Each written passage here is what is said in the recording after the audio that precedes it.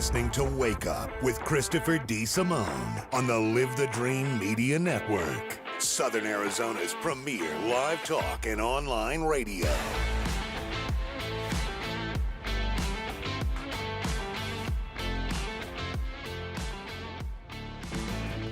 All right, everyone, welcome back to Live the Dream Media Big Wednesday. If you missed Dan Shear, he says he's going to come back, so that was not his last. You never know. But we covered cults, which was great. We were covering this cult down in the Tubac, Tumakakakakori area, and it lit up the light. Everyone loves cults. I don't know why. They love their cults. It's amazing. Before we get on with Alicia, thank you, Dan. Great segment talking about she's been studying the cult down there. So who knew? Who knew we were going to do this much cult work today? I want to thank everyone who came to our live remote at Gap Ministries yesterday. You guys were amazing. We were looking for $100 donations in the 7 o'clock hour. You guys came through with 227. The Wakies, you are amazing. Thank you very much. Thanks to Dave and Clint and the whole team and Shay for making it happen. And then thanks to Jason and the crew and Greg at Gap Ministries. Win-win all the way around. So thank you. Good morning to our libertarian compadres. Peter Norquist, good morning, my friend. Hey, good morning, Chris. Good to be here. And then hip-hop taxation is theft superstar, Drew Heaton. Aloha and good morning. Hi, lady. How are you? I'm great. Thanks for having us. How was your Easter? It was good. It was a little quiet, but yeah, okay. No, it was good. I like quiet, peaceful Easters. Yeah. Kind of part of the beauty of it. Yeah. So you guys, before we bring them on, you guys premiered a film, Southern Arizona premiere. Yeah. Of a film at the Libertarian World Headquarters of Southern Arizona. Mm-hmm. And what was this movie? What was the name of the movie and what was it about? The Power to Move is a documentary about Thomas Quieter's organization, Mobility Independence Foundation, and he is, I would say, a very abled man, but within the disabled community, and is talking about something that we often don't see because it's hidden, right? It's not, and that kind of came up actually when we were communicating this morning about coming in. You thought maybe he was coming in studio, and right. Realizing that he would be coming in a wheelchair. It's like, maybe we need to postpone this. So ripping up our parking lot. Right. Yeah, but that's again, the crucial thing right there. Things that we don't think about on a daily basis, right? But now all of a sudden this morning you're thinking, if this gentleman is coming in studio, wow, maybe we need to postpone it because Chris is a sensitive SOB. You are. I love it. But luckily, of course, he is going to be remoting in, but also I would have been happy to say, you know what? Thomas has got it. His equipment could have handled that parking lot. No problem. I love it. All right, let's put our headphones on so we can listen to this young man. Hold on. I know how to put headphones on after all these years. Here we go. All right. Good morning and welcome to Thomas Quieter. How are you doing, sir? I am still alive despite our healthcare system. Thank you for having me. And Drew and Peter were telling me that you are a New York guy. And I am also. So they thought we would connect by that New York thing. So I have always lived in Shenango County, a hamlet of the town of Guilford. If you blink, you'll drive through it and not see it. What's a real town in upstate you're near? I'm about an hour from any city, middle of nowhere, center of the state. Gotcha. Let's see. Oneonta is about an hour away. Okay. Binghamton's in the south. Syracuse is 90 minutes north. Thankfully, I'm 2 hours from Albany. 4 hours New York City. So that's good. I know exactly where you're at now, sir. A lot of friends went to SUNY Binghamton when they went to college. So I actually worked with SUNY Binghamton many years ago before the foundation. I got I donated an old wheelchair, and they got it so that they could drive it with their eyes. Wow. Yep. So tell us your story and tell us about the movie, but tell us about you've been on a pretty good crusade here. So tell us the superhero origin story of this crusade. Well, it all starts with bad policy. The healthcare regulations had changed, and in 2014, I reapplied for the same wheelchair I had had several times before and was denied, and was told to choose between a range of wheelchairs that were inadequate both for my physical condition and for the fact that I live on a farm. I would have been harmed just by sitting in them for a few months and would have ended up in the bed. I refused.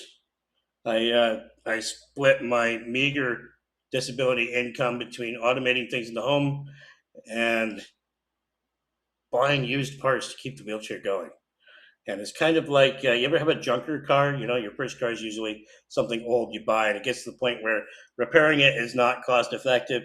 I was at about that point, and I came across the exact wheelchair I needed on eBay for $4,500.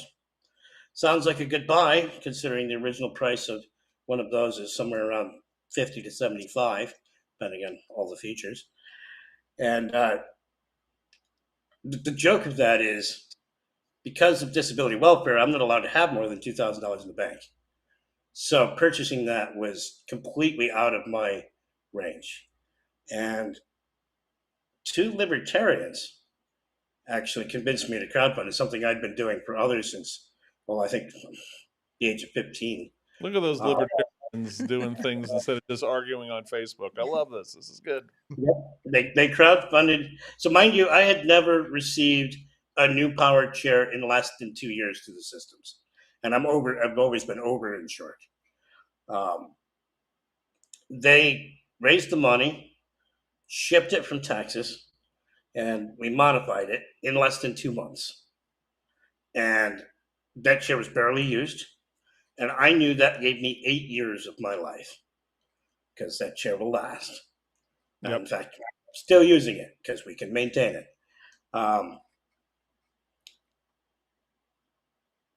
It's hard to explain what that means to someone who'd been trapped in an apartment for 5 years when they're used to being outside, they're used to working, they're used to providing. Yeah.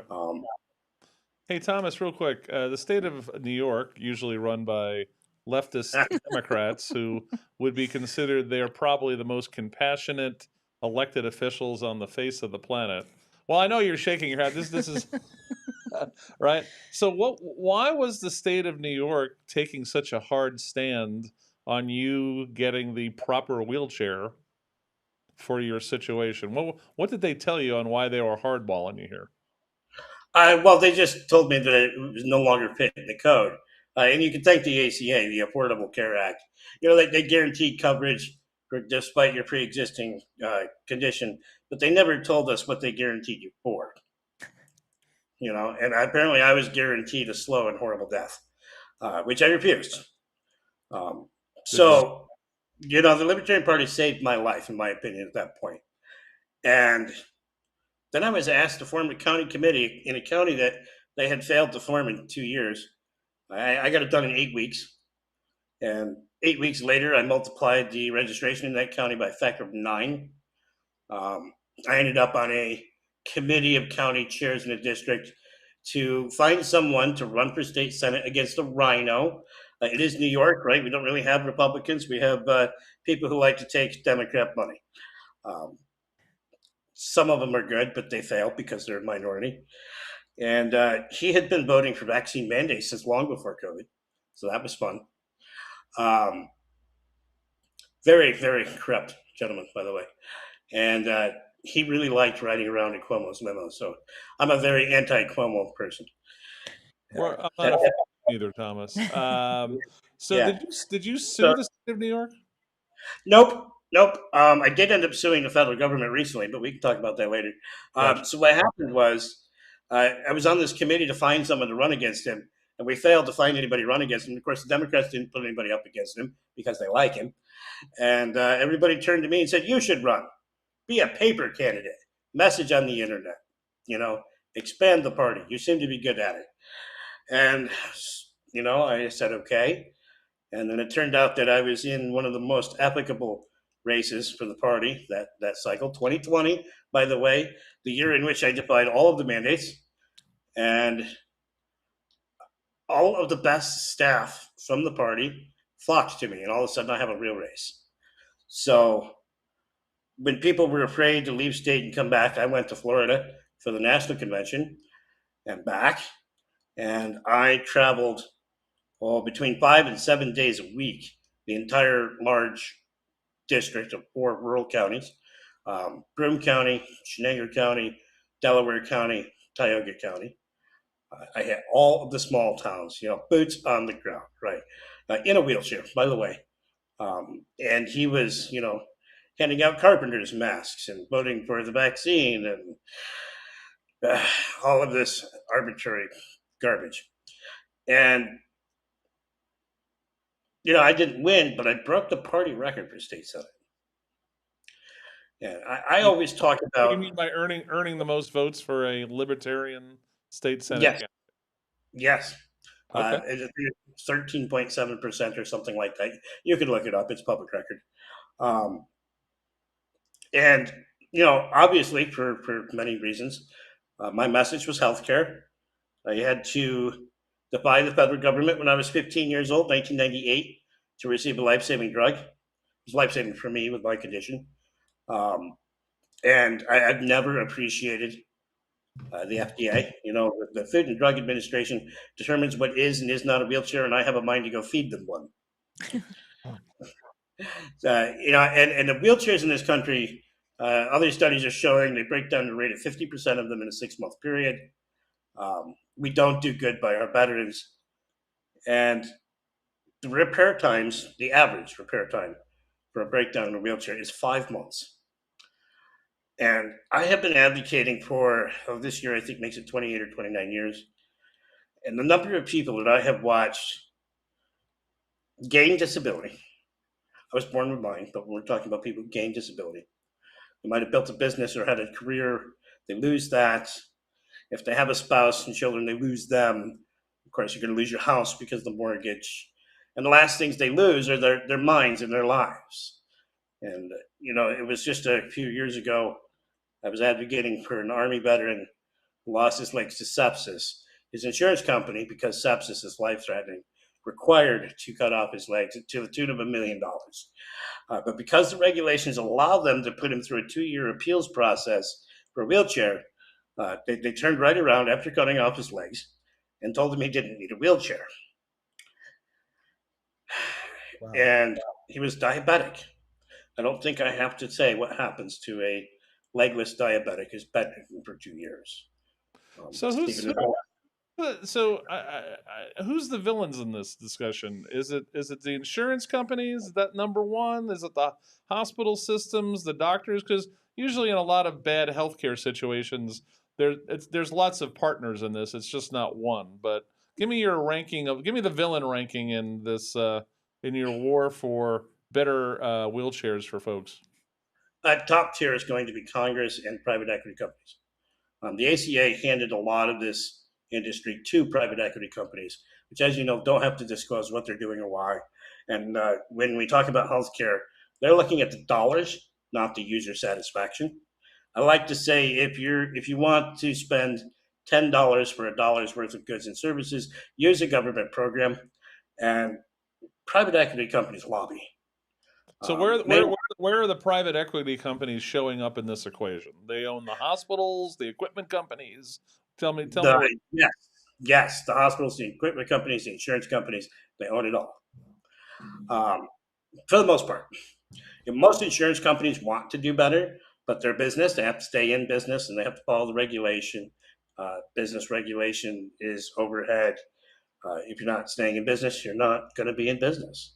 Yeah. So the reality here is it comes down to bureaucracy. It comes down to regulation.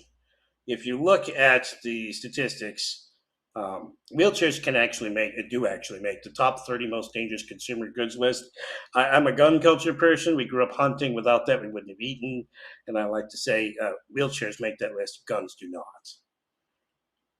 So you make this. What's the name of the movie again? The movie is The Power to Move, and you can actually rent or buy that on Amazon Prime right now.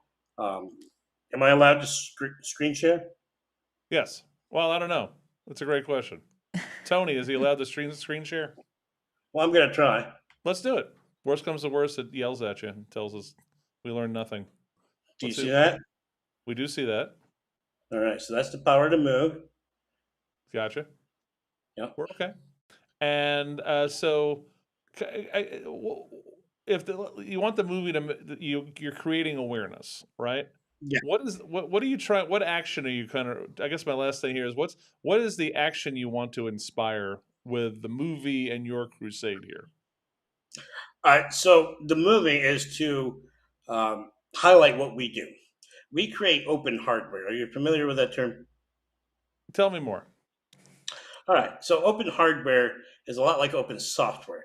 We create a design out of materials and parts that are readily available. We have so much better tech in the market than what they use in today's wheelchairs and other equipment. But because you don't have to follow the regulations if you're open hardware. If you're not selling it, you don't have to follow it. And we create designs that communities can build, nonprofits that exist in this can build, um, and just about anybody can build. That's the point. We can do better by buying things off of the internet and putting them together than our big bad government with all of its regulations and throwing away money can do. All right. So just What so it's the idea what I that do- a lot of what I- companies work in planned obsolescence, right? It's the idea, like it's happened in the computer world, right? That they would make the little spot only fit their stupid replacement instead of having more generic replacement parts, right? Is that where we're at? iPhones and John Deere are both famous for this. Yes. So I personally test the endurance powered mobility device. If I called it a wheelchair, the FDA would slap me. Um, so the endurance, I treat this like a four-wheeler in the Catskill Mountains for 3 days before I have to charge it, and it only takes 6 hours to charge. Most of these chairs aren't good for much more than a flat floor. Um, our insurance, our healthcare system, if you want to call it that, which is an oxymoron, um, they pay between $30,000 and $100,000 for a custom powered wheelchair, and it goes to the dump in 3 to 5 years. That's The a endurance, that's the a endurance, is a obsolescence. 30-year, the endurance is a 30-year device minimum.